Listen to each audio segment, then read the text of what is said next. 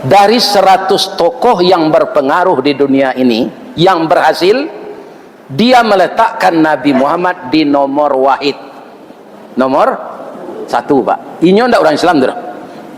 Kalau orang Islam yang menyusun itu, dia berpihak kepada Nabi Muhammad. Itu namanya menggigi gadang ke dalam, baragi gadang kawa. Cakak kampung dipaga kampung, cakak negari dipaga negari. Lah biasa itu.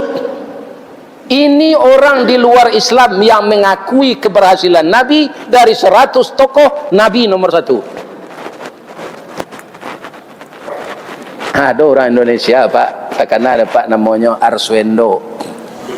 Itu masuk tansi 5 tahun Pak, karena maino Nabi, nyeletak Nabi nomor 2 balik, Soeharto nomor 1. Hebat loh Pak Soeharto dari Nabi. Itu menurut Arswendo. Akhirnya dia masuk penjara.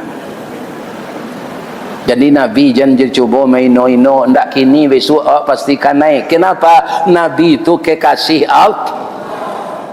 Itu kemarin saya lihat Pak, seorang yang sedang bernyanyi, sudah tunjuk cabi-cabi Al-Quran Pak, langsung tampeh mati, keluar ulik dari lidahnya, menyobek-robek Al-Quran.